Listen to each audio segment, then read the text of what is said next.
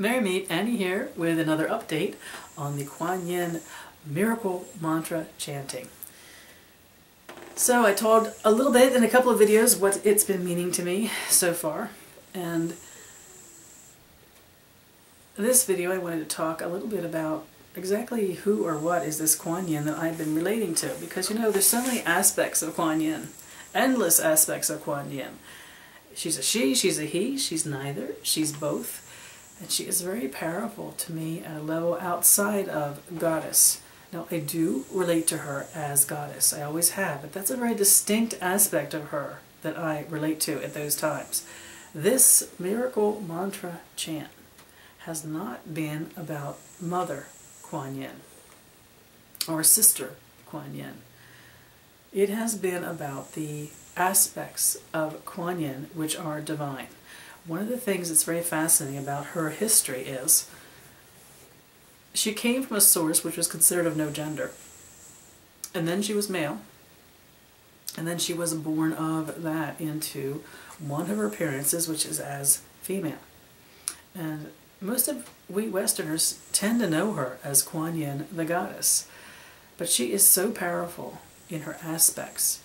And something that the West does that the East doesn't do such a good job about, at least not the indigenous Easterners, is aspects of the goddess.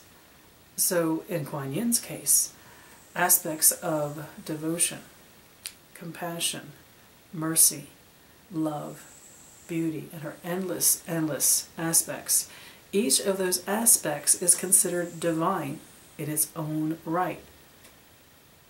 And we don't run into that too much here in the West, where an emotion, a feeling, an experience is sacred in its own right.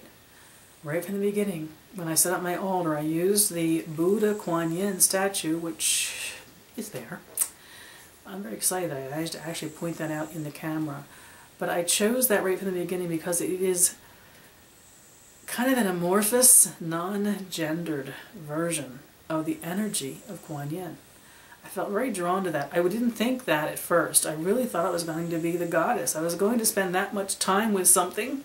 Over 33 days I thought it would be the goddess herself specifically.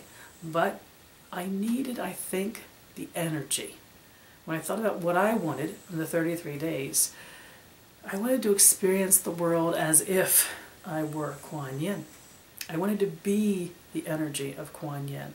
One of the first things that I knew I wanted out of this experience was being open and aware of the beauty around me, feeling and expressing things like love and mercy and compassion. At my best, I certainly relate to those things, but I go through life with my blinders on and get busy, and I realize later I could have said or done something differently. I would have only benefited from it, and another may have benefited from it greatly. So I decided right from the beginning that I was going to practice this Eastern concept of aspects which are divine in their own right. And that is very powerfully what this meditation over this month has been for me. And I put that out there to my viewers. First, think of it this way. It's a new way to think for many of us, that something as intangible as an emotion or a practice can in itself be a divine, in a way, energy of its own right.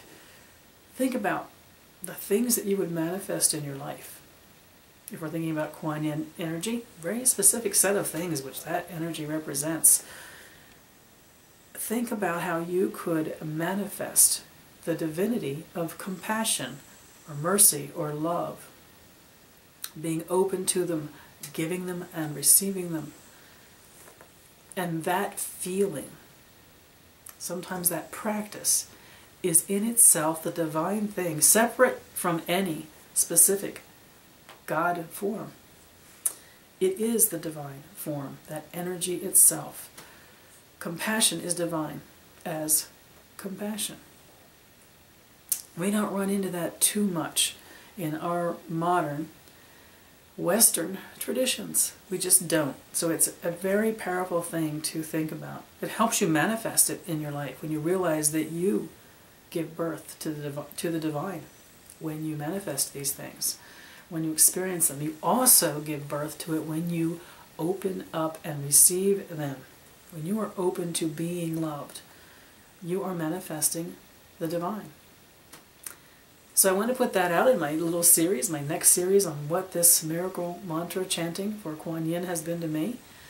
The goddess Kuan Yin is always in the background of my life, I am sure, because I have made devotions to her for many, many years.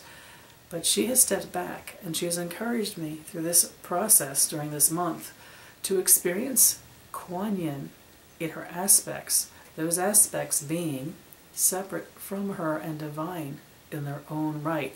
I have no doubt that she has influenced me and guided me and helped me be aware as I've gone through this process this month. But I wanted to share exactly what aspects I'm tapping into, and living life in that kind of awareness has been so powerful over these weeks because I have been more in touch with seeing and feeling the divine, which is not connected to something that is tangible, no God form, but is there for me to witness, be part of, and create, as well as receive all throughout the days of my life.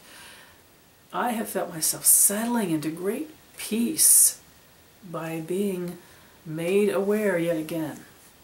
I'm finding this month has been a great deal about awareness. Awareness of the beauty that exists. Awareness of the beauty I ignore all the time. Failing to create beauty when I can. Failing to welcome and embrace it when it comes my direction. Being busy, being distracted, being other places. And losing those moments. I have not lost as many of those moments this month. And this practice, this daily relationship with that energy has been immense to me. The next stage in my learnings from the 1000 Miracle Mantra Chant for a month to Kuan Yin. I wish you all mirth and reverence. Mary Part,